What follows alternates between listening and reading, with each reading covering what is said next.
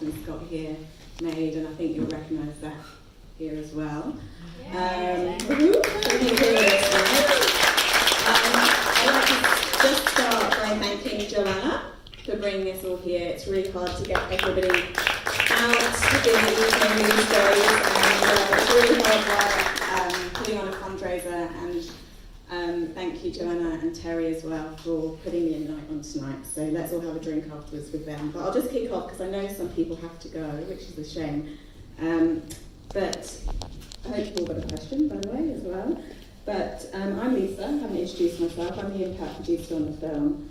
And my role is just that, is to create impact around the documentary. And I think you'll all agree that everyone should see it. And it's really great to have a community down here tonight to see it and hopefully make a change. So I'm just going to ask Catherine a question first of all. How did you find the story, and what was it like when you first met Zach? Well, I heard about what Bernie was doing at a party because my son, who's here tonight, is diabetic, and I was going to get a diabetic alert dog for him, a border collie. And I've also made a lot of documentaries about prisons, and the person put prisons and dogs together and said, you've got to meet this guy, Bernie Shakeshaft. He's doing this amazing stuff with these kids. And I went, oh my God, I've got to go there. Next week, and I didn't go there the next week, but I went the week after. And originally this was going to be for an Australian television show for half hour, and they canned it at the last minute. But I decided to go anyway, and I went up there with my kids. I just drove up, got up there in the car, and Bernie and Zach and Ducky, who's sitting over there, and a bunch of other kids, Isaac and some others, were waiting for me.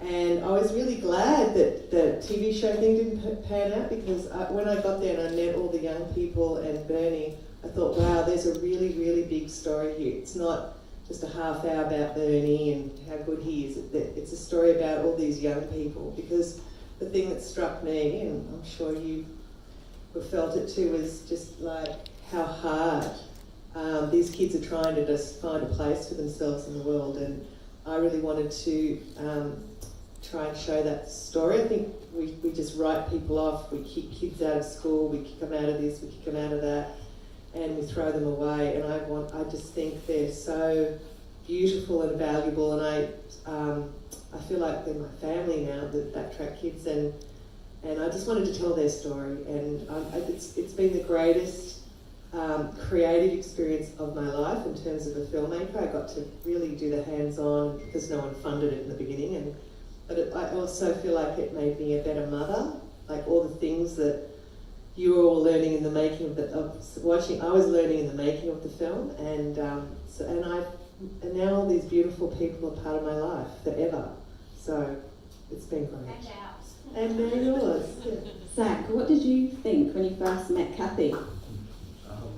Well, we all thought she was just a crazy camera lady. That was the sort of name we gave her, and she just sort of come in with a camera and just told us to continue doing what we're doing for our day. She was filming us, and like there was points where we had to pretend the camera wasn't there, but she's like right here with it in your face, and something nice over there.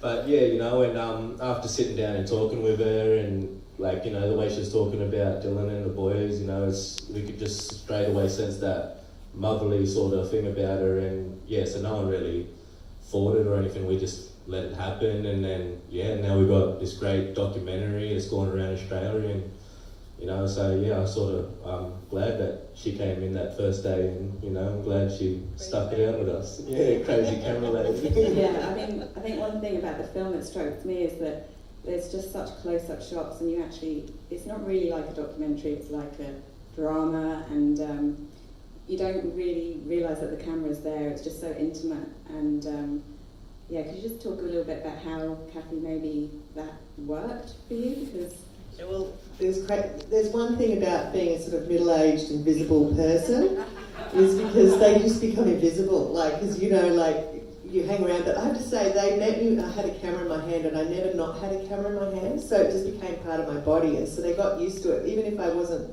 filming, it was always there, so it just became normal. And I remember we were in Sydney, at the because we had the big premiere at the Sydney Film Festival, the red carpet, like the whole busload of folks came down from London. They go, "Where's the camera?" Like it was so used to me not. It was weird for me not to have the camera, you know.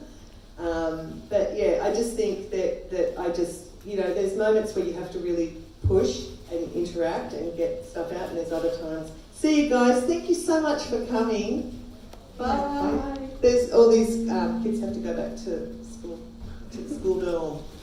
Thank you. Sorry, did any of you guys have a question before you go? Does someone? We'd love to hear from the young guys up there. Maybe ask Zach.